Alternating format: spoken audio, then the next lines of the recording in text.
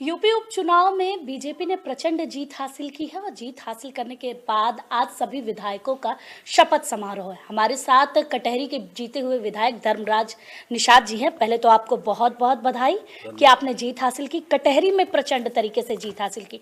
क्या लक्ष्य रहा आप लोगों का? देखिए, लक्ष्य तो जीतने का था, लेकिन हम जब कटहरी में टिकट बहुजन समाज पार्टी से पाते थे और लड़ते थे, 3 बार क्षेत्र की जनता ने मुझे जिताने का काम किया और मैंने क्षेत्र का विकास भी किया, चाहे तहसील हो, चाहे पुल हो, चाहे कृषि विज्ञान केंद्र हो, चाहे डवाकरा हाल हो, चाहे सिविल स्टेशन हो।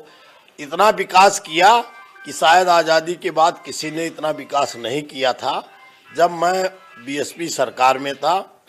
लेकिन मुझे 12 साल का जो वनवास दिया गया और मैं क्षेत्र में नहीं था और जो लोग यहाँ से चुने गए उनके क्रियाकलाप को देख करके कटहरी क्षेत्र की जनता ने मुझे जो है पुकारा कि अगर भारतीय जनता पार्टी धर्मराज निषाद को भारतीय जनता पार्टी के टिकट पर अगर उम्मीदवार बनाती है तो यहाँ से जीतेंगे।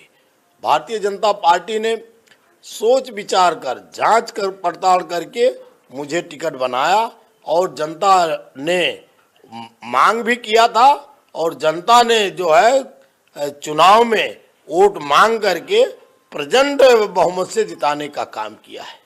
जिस तरीके से कटहरी में देखा जा रहा था कि पहले बीजेपी जितने भी कैंडिडेट को उतारी, आपने भी कई बार चुनाव लड़ा, हार हासिल हुई। इस बार काफ़ी कांटे की टक्कर थी उपचुनाव में। किस तरीके से आप लोगों ने उसको सहजता से लोगों के बीच में बीजेपी की रणनीति को रखा? क्योंकि सपा ने पीडीए की राजनीति के तहत हर बार ये इल्ज़ाम लगाया है कि बीजेपी कुछ करती नहीं है।